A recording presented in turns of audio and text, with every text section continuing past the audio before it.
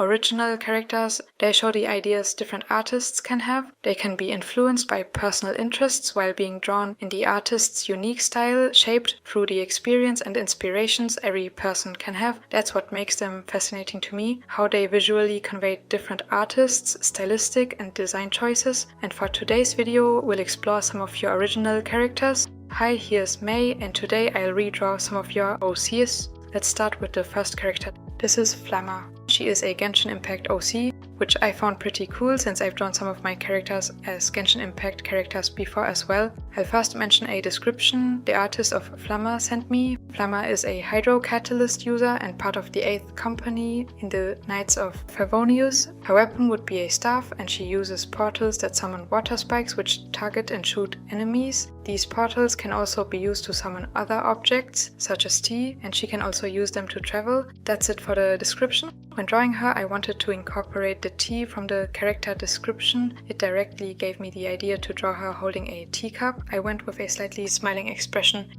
Based on the character description, I don't know a lot about Flamma's personality. That's why I decided to go with something rather neutral, not too expressive and outgoing, but also not too shy. To me, she seems like a powerful and determined person who may also be a bit cold. If the artist is watching this, you can let me know if any of my guesses about her personality are correct. Since I drew her with a teacup, I thought it would be nice to show her ability to create portals in some way. It may not be directly visible, but I wanted to convey it with the teapot floating, pouring tea into the cup she would be holding. I also added some water swirls on the scan showing her hydro vision. I find Flamma's outfit pieces indicate that she is a hydro character. The pieces fit to it, to me. The blue outfit design color adds to this as well. Drawing the headpiece was interesting for me since I don't remember drawing something like it before. Flamma's hairstyle also is interesting to me with the shorter layers over the longer ones. A lot of the dresses in Barbie in the 12 Dancing Princesses. The logo on the corset part shows that she is part of the Knights of Favonius, which is a nice addition. I also like the placement of the hydro vision in the bow and how it stands out this way. Moving on to the second character, this would be Bosi. Here's the character's description. Bosi is a dragoon, a human race that split into two sides, representing Chinese and Japanese aesthetics. Bosi can use blood magic. He's also a blade twin with his sister, who he lost during a battle. Now he's on a mission to get her back.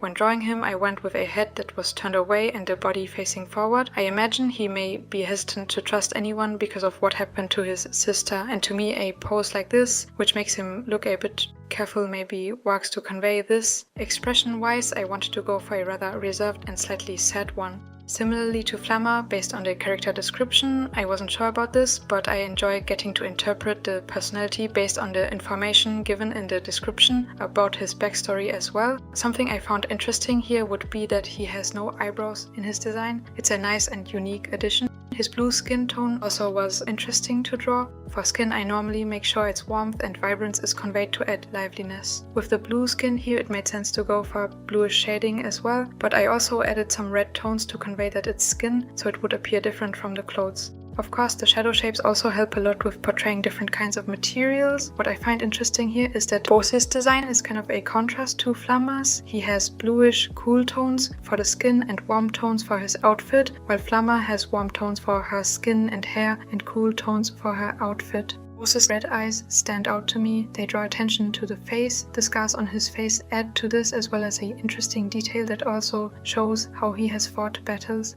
Adding in the blue and purpley hues at the end was really enjoyable to me.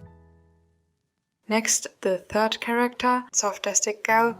Let's start with the character description. She's a very extroverted character that loves dancing. She's also the artist's persona. Softastic Gal is obsessed with pink. It's her favorite color and her design is based off of this.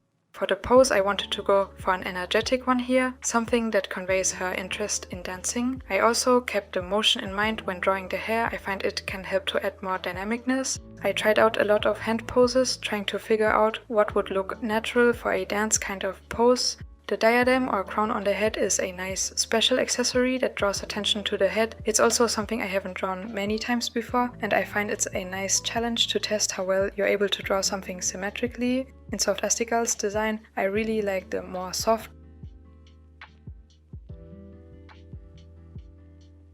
stripes, which adds some dynamicness. What I like about the design as well are the lighter brown eyelashes.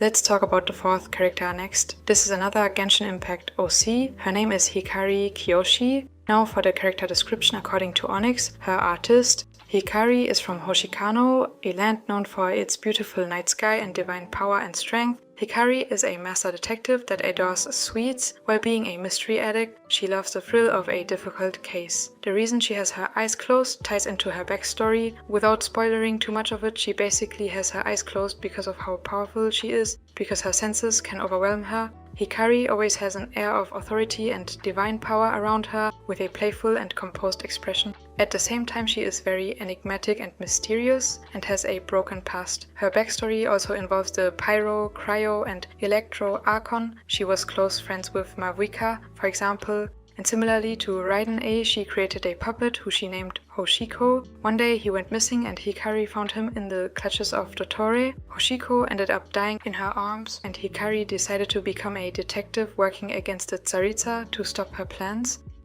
Since Hikari is a detective, I thought I could use a pose where her arm would hide parts of her body. I also went with a happy expression here. I like the ruffle parts in Hikari's outfit a lot, and all the accessoires like the bow or the gloves make her design interesting. Then there's also the blue face paint, which I like. The red bow on the hair and the differently colored hair strands also draw attention to the face. Color-wise, drawing Hikari was interesting as well. Since I usually go for cooler tones such as purple, blue or turquoise, it was a good experience to try using warmer tones like orange and brown. Color-wise, I also really like the blue accents in her design. One thing I was a bit unsure about was how I could convey, or more like clearly separate, that the arm is in front of the torso, so the artwork would be easy to read. For this, making the arm in front either darker or brighter than the torso would work. Since the clothes in the back were already lighter than the arm color-wise, I decided to make the part in the back be lighter. Basically, I decided against adding harsh shadows there.